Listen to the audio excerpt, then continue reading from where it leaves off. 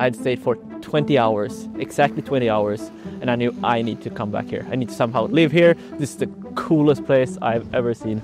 Cool? Oui, pourquoi pas. Mais il faut quand même aimer les températures négatives.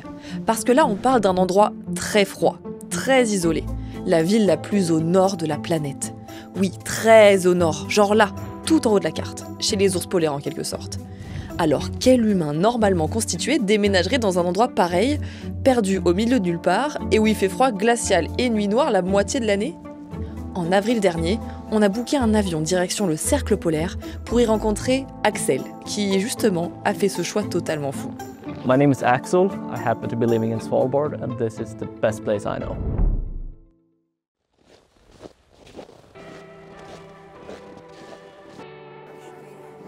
We are in Longyearbyen, the most northern proper settlement in the world. L'an dernier, Axel a quitté sa Suède natale pour venir habiter et étudier ici, sur l'archipel du Svalbard, à mi-chemin entre le pôle Nord et la Norvège. Car oui, ce petit bout de terre est norvégien. La plupart des gens qui mettent un pied ici ne viennent qu'une fois dans leur vie pour des vacances dépaysantes. C'était le cas d'Axel. En 2023, il passe 4 jours sur l'archipel, et là, coup de foudre. So I was sitting in my hotel room, just going to the laptop, how to move to Svalbard. And all of the answer was just, no, you can't. It is super difficult to move to Svalbard. Difficile, mais pas impossible, puisqu'Axel compte maintenant parmi les habitants de l'archipel. D'ailleurs, il a décidé d'emmener notre équipe faire un petit tour dehors par moins 12 degrés en pleine nuit.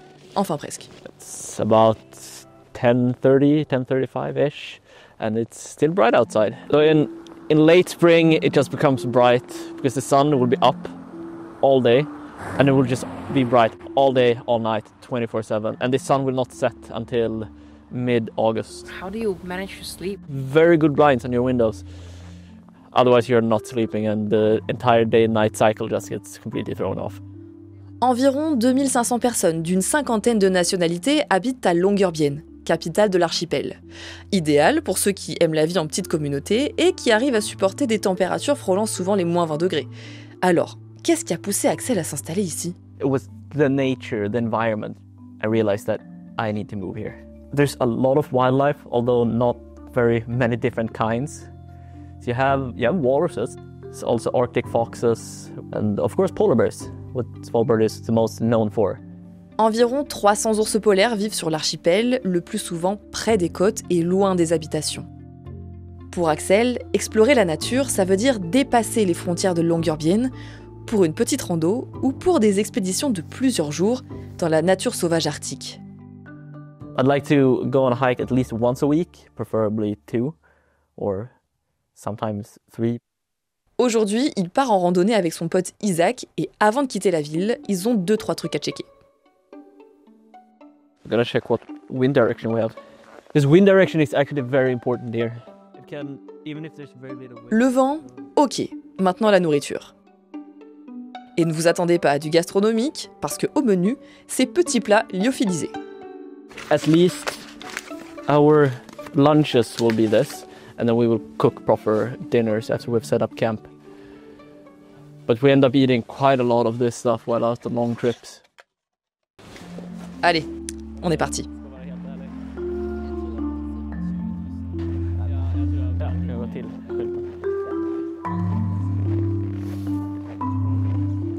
So this is the polar bear sign.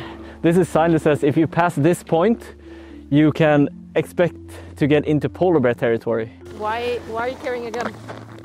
So in the rare event that we were to meet a polar bear, then we do need some way of defending ourselves. And have you seen a polar bear? I've seen 4 polar bears. At quite some distance, not close enough to need to worry about anything, but so they are definitely around. So once was actually from the school window when the bear was walking on the other side of the fjord. The day after, when we kept going, we basically followed polar bear tracks the entire day because the polar bear had been walking the exact same route that we were going. So we were walking on skis, basically following these polar bear tracks, and they're big.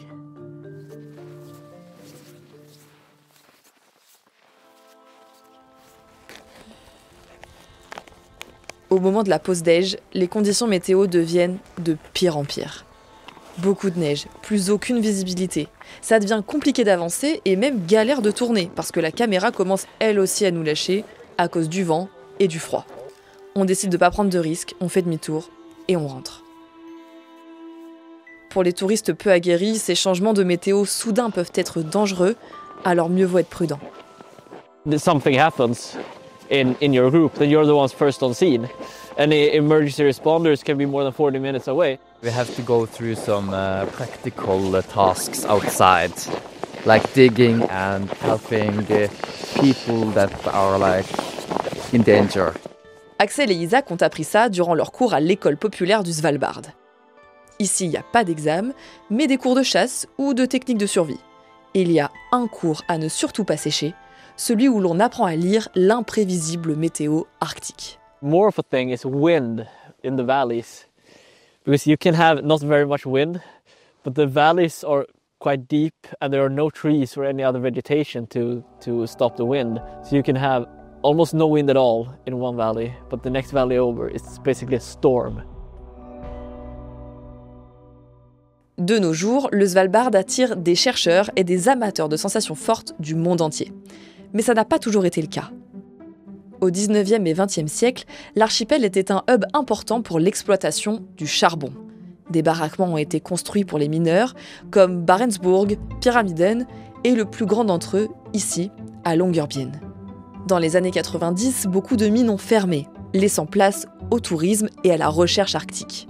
Sauf qu'aujourd'hui, le Svalbard est en première ligne du changement climatique. L'archipel se réchauffe environ 6 fois plus vite que la moyenne mondiale. So just a half a degree difference in the global temperature will have multiple degrees difference in Svalbard. It's very visible with how much the glaciers are pulling back and how much the glaciers are melting. Axel vit un rêve éveillé ici à Longyearbyen.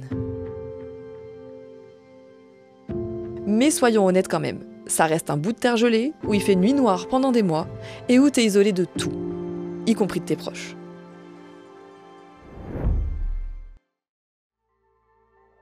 So it starts getting darker in August and September, and in November, I think it's about mid-November, then it's just completely pitch black until March, February, March, and it's just eternal night.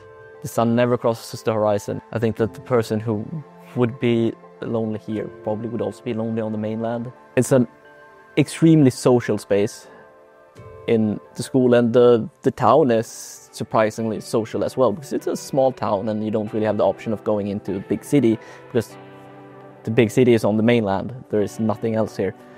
It feels like this Antarctic research station, but it's a village. It's the same people here all the time.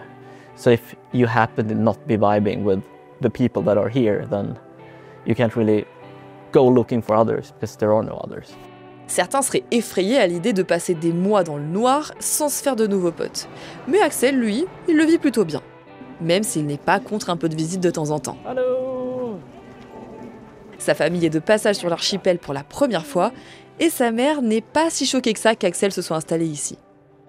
Actually, not so surprised because it's within him, but I know he likes these kind of areas and the outdoors activities and wintry activities, Yes. Adventures, I would Yeah. say. Do you miss him when he's so far away? Oh, Of course. Oh, yeah. Of course. And we thought he was coming home now in May. L'année d'expédition polaire touche bientôt à sa fin pour Axel. Il ne lui reste plus qu'un mois de cours et pas facile de savoir quoi faire ici ensuite. Yeah, it's a bit mixed. I've been loving my year here. I've been loving my time in Longyearbyen and Svalbard. So hopefully I manage to get a job doing tour guiding. That'd be super rad.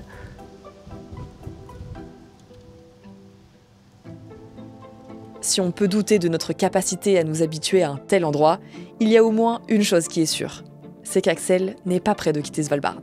I would love to find a way to be able to stay here in Longyearbyen and just continue exploring Svalbard like I have been.